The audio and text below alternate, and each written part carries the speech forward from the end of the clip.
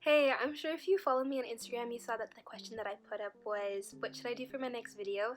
And thank you so much for your responses. It was really neat to see what you guys want to hear about, and I'm really excited to do those videos in time.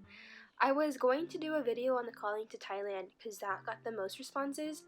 Um, and I even tried filming it for like the past 2 hours, and it wasn't going right. I was forgetting things to say, and honestly the story behind it was pretty weird, and kind of frustrating. And then I took a step back and I went to my quiet time and I was like, whoa, God, is there something that, am I like making this about myself? Is there something that you want to share instead? And so this video actually won't be about calling to Thailand. It's on my heart to tell the testimony of how I took a break from a mirror for 2 weeks, and how that broke off the spirit of comparison.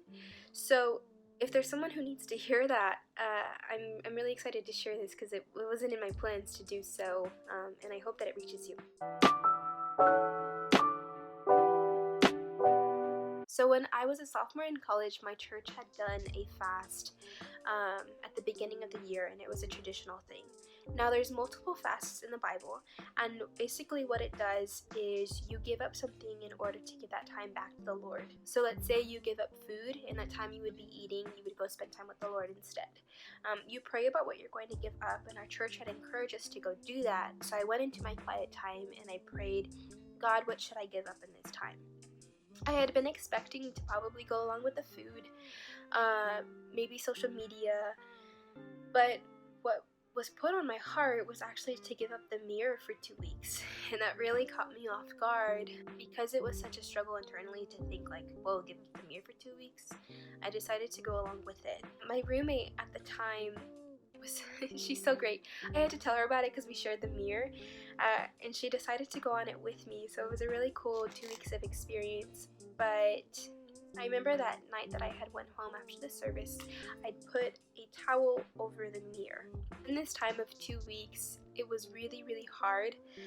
So the first day, it was really tough because you're so accustomed to getting ready, looking in the mirror, seeing how you look, and checking yourself out, just so you look good for the day. It was really hard to live throughout the day. I tried to sneak my reflection, but that wasn't the point. And the Lord was starting to reveal to me that I was finding like identity in how I looked, which if you saw my last video played into how I saw myself with other people. And there was this point in time over the 2 weeks that I would go to the chapel and dedicate my heart back in this place of pure vulnerability because I really didn't know how I looked. And I remember one particular day, I think it was like a week in at this point, our chapel at the school had this really cool chalkboard wall, and you could draw on it, write verses, and I began to draw a flower. Now, as I was drawing my flower, I looked down and there was another drawing of a flower to my right, and it was so pretty and the petals were so detailed, and I was like, dang, I really wish my flower looked like that. Why doesn't it? And I looked at my flower and I tried to scribble and redraw it, and in that moment, God so sweetly spoke to me. There's beauty in that flower, but I made you this way, and you're beautiful this way. And I was like, wow, he really did it. And I began to cry in this comparison, like the spirit of comparison over me, immediately shattered and went away. And I thought of the verse, Psalm 139, 13 through 16. And what that says is,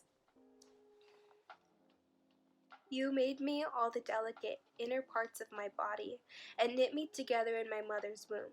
Thank you for making me so wonderfully complex. Your workmanship is marvelous, how well I know it.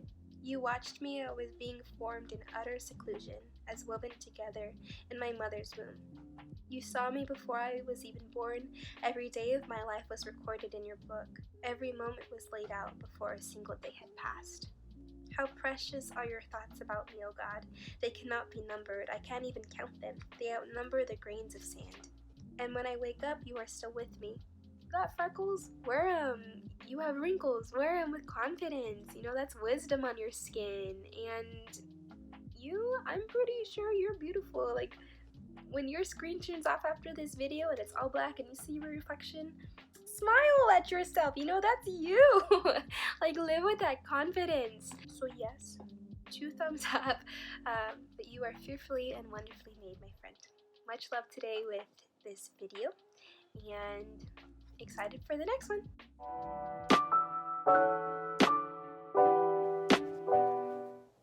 Do you ever feel big booty stressed? Because your girl has tried to film this Thailand video like 16 times. But it's cool.